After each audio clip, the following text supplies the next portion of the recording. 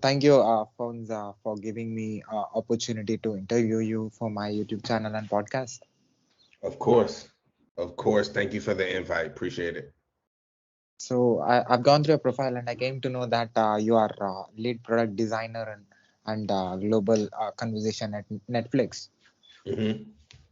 Yeah. Like it's the growth team. We focus on getting more users subscribed for Netflix. That's my main goal is to keep increasing our subscriber count. Hopefully to get us to a billion. Wonderful. So before talking about you and the work that you are doing and about the work that you did, can you please introduce yourself to my audience? Sure. My name is Alfonso Morris. I go by Fonz Morris. I live in San Jose, which is Silicon Valley. I am a lead product designer at Netflix. I've been there about 2 years. And before that, I was at a learning platform called Coursera. I'm a self taught designer. I've worked in entrepreneurship and corporate America back and forth, building companies and just growing companies. And now I'm doing a lot of mentoring to make sure that I can help get more people into the product design space and just living life. Wonderful. So what exactly you do in Netflix? My team focuses on increasing our subscriber count. So right now we're at about 220 million. We're trying to get to 500 million and then figure out how to get to a billion. So we're always trying to figure out where these subscribers are. Are they new people who don't know about Netflix? Are they people who left and could potentially come back? That's what we're always trying to figure out who they are and how to talk to them and get them to come back. Um, Awesome. Before coming to Netflix, you worked in different places. Hmm. So what was the first job that you did? My first job was I started a design agency after I got out of college, and I just started doing logos and promotional flyers and any kind of digital graphic arts that people needed to be able to get my design career started. And then after that, I got my first corporate job as a art director at a money transfer company. But my first job was working for myself as the founder of a digital agency. So I can see multimedia lab tech support, Georgia State University. Hmm. So the Georgia State job was working in this multimedia lab that the university opened up, and they pretty much furnished it with all new PC equipment, all new Mac, all new multimedia software, laptops, and I just moved into the lab and taught myself all of the skills I needed to start the design agency. So that job was the job working in the lab. And while in that lab, I taught myself everything I needed to actually start my design career. Awesome. Then you became art director at Ecobo. Which is the money transfer company. Yep. Awesome. And So how that was was that? fun. Like it was fun. I mean, it was a great job because it allowed me to see that I could get paid for the skills that I taught myself. So that felt like my first official real job in the design world since I was getting paid by somebody else. And then I was able to redesign the website and learn a lot and just build that first round of confidence that you need to continue to excel in design. Great. And your founder and creative director for Third Eye Designs at Hmm. 2000 to 2010, 10 years, 6 months. Yeah, so that was the agency that I started from college, and I kept that running for a long time. And then after we created, so that agency grew, and we ended up getting acquired by one of our clients. And then once we got acquired, that's when I stopped doing Third Eye Designs, and that's when I started doing Martis DNA, which was a content management system product that we developed. But Third Eye Designs was really successful, man. I'm glad that I took that leap out there into entrepreneurship. Yeah, I learned a lot. Awesome. And you worked as a senior product designer at Attention Global from Hmm. May 2013 to September 2013. Yeah. So that was just an agency. I started so I started an agency, so I had a lot of agency experience. And then when I moved back to New York City, I was trying to figure out what kind of industry I wanted to work in. And because I had experience in the agency industry, I wanted to go back in there because I was able to work on a lot of different cool projects, a lot of different brands, and show my skill and work with cool people. And I thought I wanted to stay in agency, but I really by this point had started to be more interested in product design. I got you. And you're founder and head of design from My Artist DNA, and Right. from 2010 to 2015, 5 years.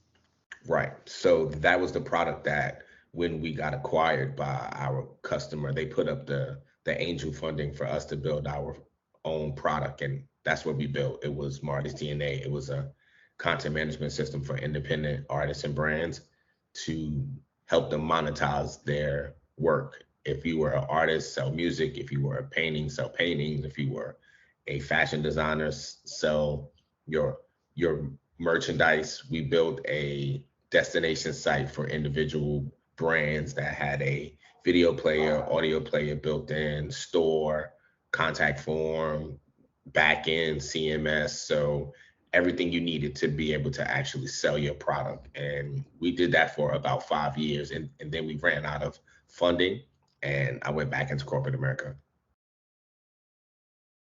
Awesome. And you worked as an art designer, senior UX designer, High Five Games from Hmm. September 2013 to June 2015 for Yep. 1 year, 11 months. How was that? Yeah. That was fun because it was at a video game company. So I was able to actually be in one of the video games. I was able to work around some really talented people and see how video games are created. And I was able to learn a lot about the other side of business. That was where I first started to really learn about Facebook marketing because they did a lot of marketing to be able to keep traffic coming to the game. So that was my first understanding that companies spend millions of dollars on advertising to be able to convert those people over. So that's where the conversion side really started to become interesting to me as well. But the video games were really, really high quality games. And we worked hard to make sure that the visuals were always top notch and the ads were creative. Really, really fun time to be able to at least clean up my visual design skills and really try to always stay focused on what gets people's attention and will convince them to keep spending money because that's what most companies want. And you are a lead growth designer at My Channel Incorporation from Hmm. 2016 to 2017, 1 year, 10 months. Yep. The same people who I did my first company with, they started a second company. They raised more money, and this was more in the video conferencing space, and that's what kind of company my channel was. So we were trying to go in the same lane as a Zoom, where we did video conferencing, but we added this other layer called sentiment analysis, where we were trying to get more out of the chats and get more out of the user engagement to be able to take that data and improve the experience. That was another good experience because I was able to build another product from scratch and actually launch it. So that's why I'm confident in being able to execute on products because I've built two of them from scratch and successfully launched them. But being a startup is really hard as well. You have to raise money and then you have to keep money coming in to keep the investors interested. And we didn't raise a lot of money for this because we started making money fast. But once we lost one of our major clients, it was kind of hard to keep the business running. So that's when I realized at this point, I'm not married, I have a kid, I can't do the startup thing anymore. I need stability. And that's when I went and got the job at Coursera after that. Okay. And you worked at Coursera full time, 1 year, Hmm. 10 months. Yep. Coursera was a great opportunity. We were able to rebrand the whole company and we took the company IPO. They just went IPO in 2021. I was able to launch a lot of influential projects. I helped relaunch the degree program. I helped redesign the internal advertising platform that we use. I redesigned our course pages. I redesigned the homepage. I had a lot of impact. I had a lot of internal programs that I launched to help employees get free well, the employees, friends and families be able to use Coursera to learn on a platform as opposed to just employees. I also launched another platform that allowed Coursera to partner with different reentry organizations that's helping people who were involved in the criminal justice system coming back into society, helping them get access to Coursera. So like I was able to have a lot of impact at Coursera. It was a great opportunity for me. Great. And you worked as a cohort member at first round founding designer track from 2020 to Hmm. May 2022, July 2023 months. Hmm. How was So that? that's not really a job. That was more of a organization, a accelerator that I was invited to join, and it was First Round Capital is a really famous venture capital firm out of Silicon Valley, and they were trying to build a program to help bring designers together who have had experience as being the founding designer of a company and share that experience and help take that information and give it to other designers who may want to be a founding designer. So that was my entryway into meeting and building partnerships with a venture capital firm. And it was an exciting program. I also met a lot of really good designers there that I'm still friends with to today. Awesome. And you worked as a building breakthrough cohort member at Floodgate from Hmm. for about 3 months. Hmm. That was the same thing along the same lines of me trying to get introduced into the venture capital world and these different firms. They have these programs that help you get introduced to the space. And that was another amazing program. Floodgate is a really, really successful and popular VC firm out of Silicon Valley. So I was excited to work with them and the networking. And I'm really cool with one of the managing partners. I just reached out to her to say Happy New Year and to see when we can schedule some time to talk. And networking is big out here, and access is important. And you have to know people to really be successful out here in Silicon Valley. So that's why I spend a lot of time networking and meeting people because it goes a long way. Great. And you worked as a growth council member and a design advisor at Single Fire from Hmm. 2019 October to present. Right now, you're working from 2 years, 4 months. Hmm. So that's another program where it allows me to stay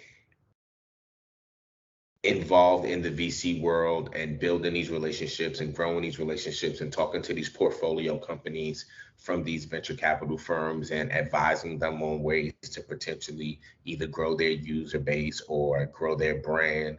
And just once again, having that access to these companies is really, really important for your personal career growth. So I've tried to build these relationships to be able to show my value to these companies, and they've all been really, really exciting to work with. So all three of those programs have introduced me to a whole new group of people, but they've also given me a lot of information that I now can use to help figure out where I want to go in the future. Great.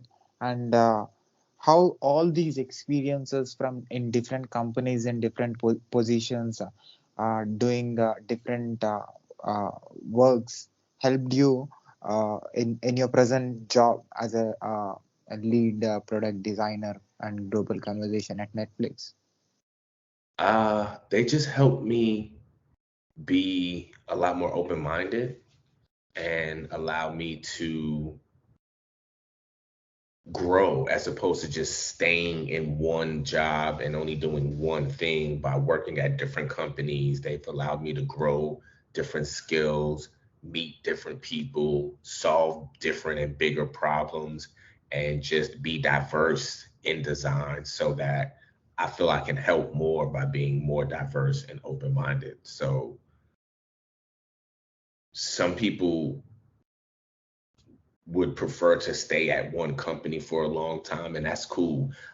I always want to move to continuously allow myself to have upward mobility. And sometimes you got to take the risk to move to another company to do that.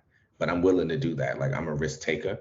So I'm glad that I've had these opportunities to be able to help me keep going and growing. And there's no telling where the future goes. More and more bigger opportunities keep coming my way every day.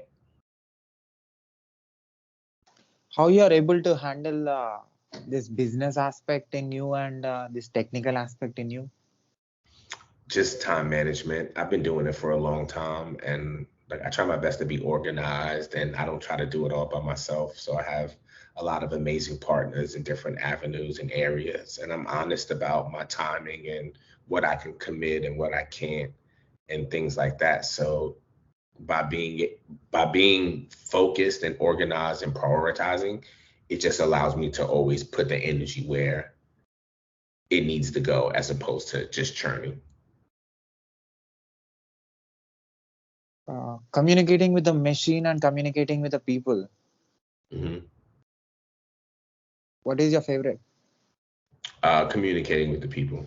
Like, I like people. Like, I'm a people person. Like, I grew up in New York City, so I grew up around a lot of people, being social, and I love humans, and I can learn a lot from people, and I value other humans. So I would definitely say communicating with the people. What do you think that is working for you in order to make things possible? I just I'm just very driven. I try not to make excuses. I put a lot of time and effort into everything I do. I'm a nice guy. I'm a friendly guy. I do what I say I'm gonna do. I support a lot of people, so people want to support me in return.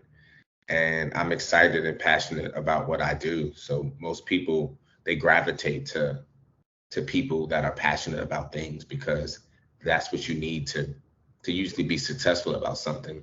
That passion, that extra want, that extra desire to get stuff done, it's exciting to people. So that's the energy that I give off, and I think that really does help, as well as keeping people interested in me and my brand and wanting to help me grow.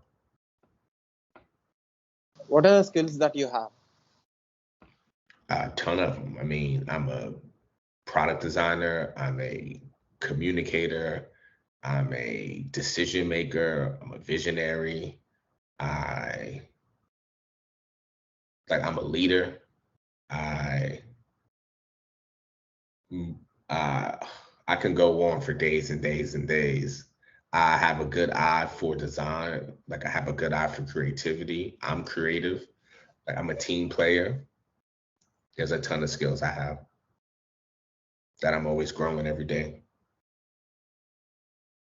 So you're observing the market and you're seeing what is working and you're working towards in order to make connect the points. So what is that driving force? What is that inspiration or the motivation that is making you to do it? My family, my love for design, my love of life, being grateful and thankful for where I am right now, and then being able to provide and take care for my family and of my family. When you work hard and you can start to make money and provide for your family in ways that when you were growing up, you wished you could do it. So to make it to the point where you can, it feels great to be able to help out with whatever your family needs, whether somebody's in a gym or somebody needs support in any kind of way, being able to do that, it really feels good. So you gotta stay working hard to be able to continue to do that. How you are able to adapt to the new things? I can see you worked in completely different companies and in different positions. I love what I do, and I'm a lifelong learner. So I'll take the time to learn, to focus, and dedicate to something to learn it enough to be able to use it to my benefit. And once again, I like what I do. So to learn a new technology is fun. It's not boring or homework. It's great. It's what's this new exciting thing that I could potentially be a part of. So that's how it's just always been with every new job or with every new technology or every new societal shift that happens. I'm always just curious. I'm a curious person, and I also really like innovation. So all of those type of things is the world we're living in now. So I'm just constantly reading and researching and asking questions and meeting people to always keep learning. You're working in one of the top companies in the world. What's your feeling? I'm proud of myself for working as hard to get here. I also feel obligated to support other people trying to get into design so one day they could work at a company like Netflix or just be in design. I also feel a lot of responsibility. It's a big job. We have a lot of customers that are relying on us to continuously produce a great product. So there's a lot of responsibility. I feel excited because we're solving big problems, and like I'm happy because I'm doing well in the company, and I like the fact that Netflix has a lot of resources that I can use to help myself as well as help the community grow. So like I feel grateful, fortunate, proud, happy, excited, just to name a few. How do you relate the things that you have with uh, with with the things that you are producing or that you are sending into the market and getting customers? I just try to put myself in all of our customer shoes. So I'm thinking about you. I'm thinking about everybody on this podcast when we're making our decisions as opposed to only deciding what I think is best for me. I'm more thinking about what would our users across the globe think about, or what do they use Netflix for? What problems are we solving for them? So I just have a lot of user empathy, and that allows me to to stay grounded on the decisions that we need to make sure that everybody continues to love Netflix and we continue to be the number one streaming platform. So you said you are a great communicator. So Hmm. what do you think that makes anything? It can be a software, it can be a product, or it can be a human being, or anything which works to connect with everything in the world. Uh, like I'm not sure I understand that question. Um, when you say what makes me a great communicator, or what makes anything a great communicator? Yeah, anything. Well, like it's tricky because it's about information and context and giving people enough information to understand what's going on. So if you use a website that gives you too much information, then now that's overload and you may get confused. If you don't put enough information, then people are going to have questions. So if you figure out what's that right medium that gives people enough info they need to have the context to either make a decision or decide to pay for something, then that's that sweet spot. And I think that same thing carries over to humans, where you are giving people enough info to understand what's going on, but you're also a good listener. so you can hear what they're saying, and then you're responding or answering the questions based off of what they asked you. So you're giving them the knowledge they need to be educated, and then you're giving them the answers or the decisions that they need to do whatever they need to do. So that's the same thing, like software and people. It's all about sharing information and problem solving. So if a computer can do it easily and a human can, then they're both going to be successful at communicating. What is the relation between humanity and technology? I think technology is a part of humanity now, where I think, I mean, humanity are the humans. We make up society, but society is not only made up of humans, society is also made up of technology now. And technology is so woven into society and so a part of our day to day life that I feel is kind of our partner now, where we have computers, laptops, pacemakers, cell phones, um, IoT, TVs, electric cars, electricity, extra widgets and things in your cars, apps. So technology is so intertwined into society that I would say it now feels like technology is our partner. What is that particular point which makes any product to reach everywhere? I think when it solves the right problem on a big enough scale, there's certain problems that are the same all across the board, no matter where you live. And if you have an app or a piece of a product or software or hardware that can solve this problem, no matter where this problem is happening, then there you have it. It's just not that easy to build that. Is that possible to create a product which connects with maximum number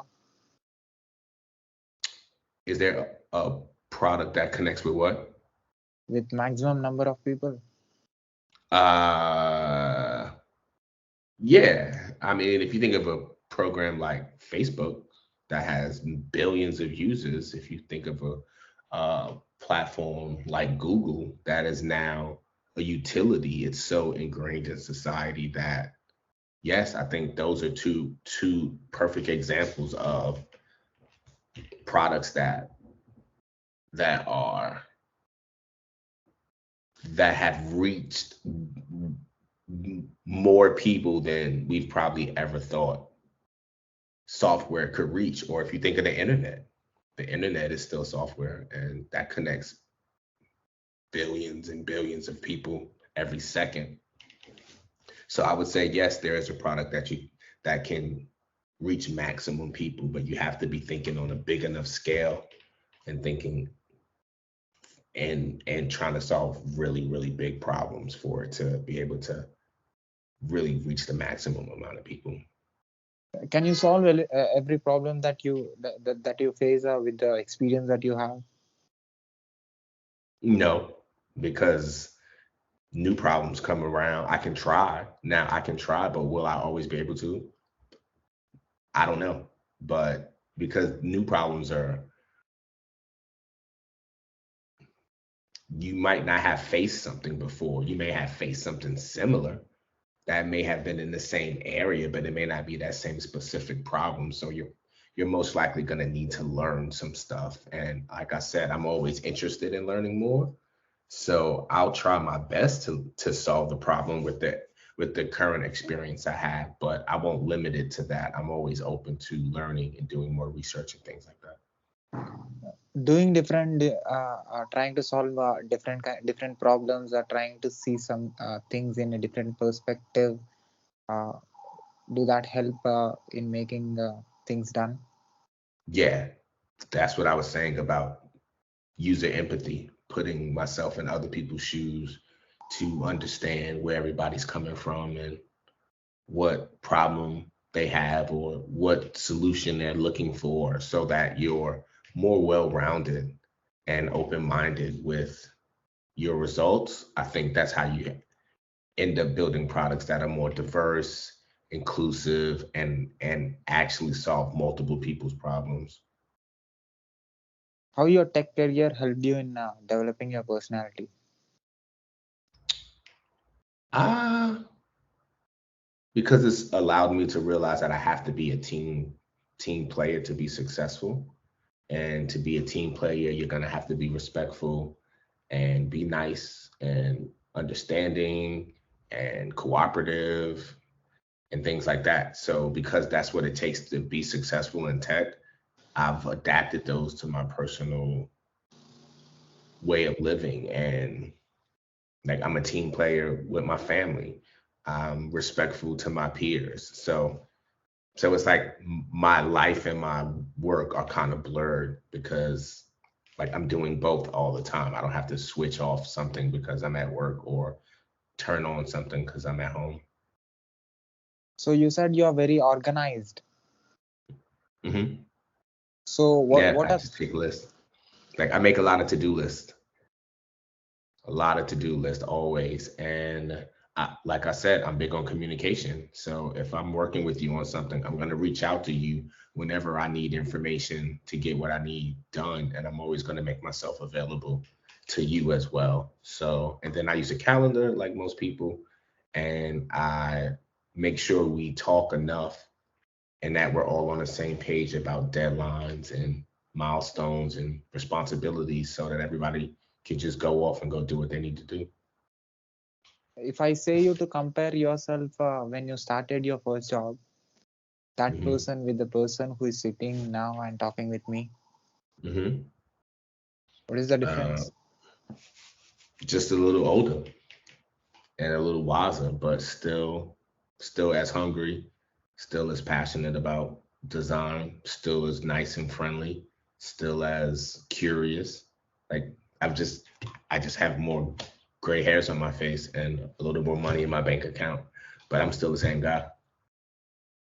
What that great quality which makes you be in the top? I'm just passionate about what I do. And like I said, people like passion. And I'm really passionate about what I do. So that passion allows me to always be excited about work and to be dedicated and be excited and focused and reliable. So, but I would say it's my passion. That's probably my passion and my drive. Those two things together can take anybody really far, honestly, not just me. So you are a leader too. So what do you do in order to make people work for you? You have to be a good communicator because you have to explain people what you need and you need to be able to hear from them what they need and you need to be able to meet them halfway so that you get what you need, they get what they need, and we just keep that cycle going. So the respect needs to be there. Like I said, you need to be a good listener. You need to be clear and be able to explain things clear, and you need to be reliable, and you need to be caring about other people as well. Make sure that you check in with people, see where they are, see how they're doing, make sure that they're good mentally and physically so that they can keep showing up for the team. So you worked in different positions in different companies. So it's one experience is completely different from other. So what Hmm. you're carrying with yourself every day? Optimism, just knowing that I'm good at what I do and I'm here to do that job and to provide that value. Like I'm confident on the value I bring to a position, no matter which position I'm in. And I just show up every day and just give 125%. And that usually is more than enough. So no matter what position I'm in, it's that same formula. Awesome. So at last, do you want to say anything to the world who is watching and listening to our conversation?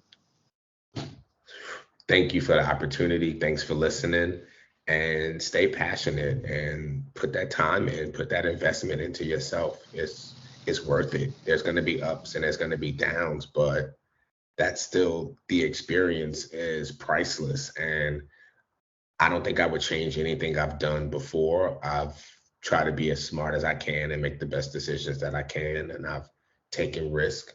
And sometimes they work out, sometimes they don't, but I still can learn from the risk, even if it doesn't work out.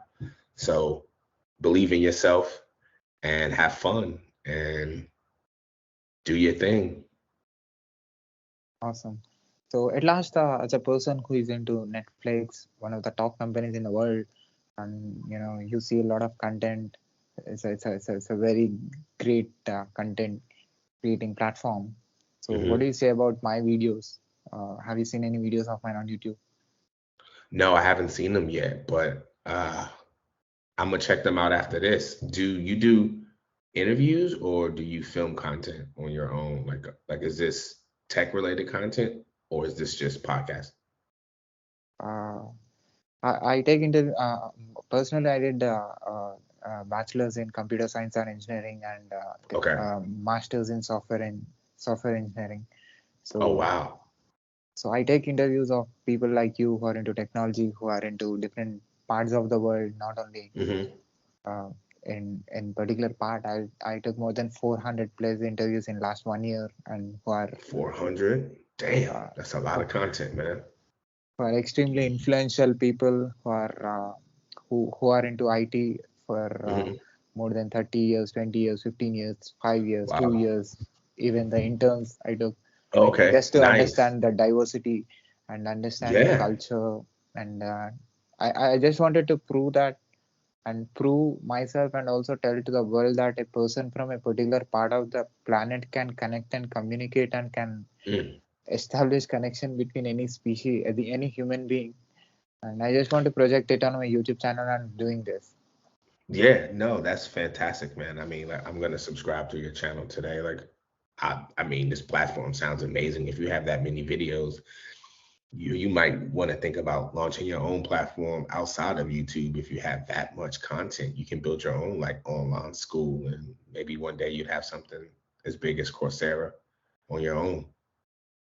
I don't have anything in my mind right now, but I'm You got trying time. to correct. Yeah, I'm trying to Hmm. understand. I'm trying to educate myself from people like you, learning from experiences from people like you, and Man, like education is important. So just remember that there's always going to be a place for you to help educate more people. So what you're doing now is amazing by interviewing and then you sharing the interviews out with the world so people can learn from them. And then now you just start thinking about the skills that everybody's saying that they need. And if there's a way for you to help those people get those skills, then maybe you got something. what do you say about my questioning in this conversation? Oh, they were great. They were great. Like they were solid questions. They were flowing back to back to back. So they weren't random and all over the place. And they weren't too detailed where like I didn't have to answer anything that I couldn't answer because of work. But they also weren't too easy where I don't think anybody could get anything from them. So I enjoyed them. Thank you, sir. Keep going. Keep doing what you love, and I'm You too, man. keep Now I'm about inspiring to go people. to your YouTube channel now and try to find it. Uh did you link to it from your Twitter account? Yeah, Smart Cherries, right? Smart Cherry's Thoughts YouTube channel. Okay. Yeah, I'm about to go subscribe right now to it, man. Thank you for this interview, man. I appreciate it. And just email me whenever it's up and I can watch it. Yeah. Can you look at it right now? Can you tell your observation? Uh,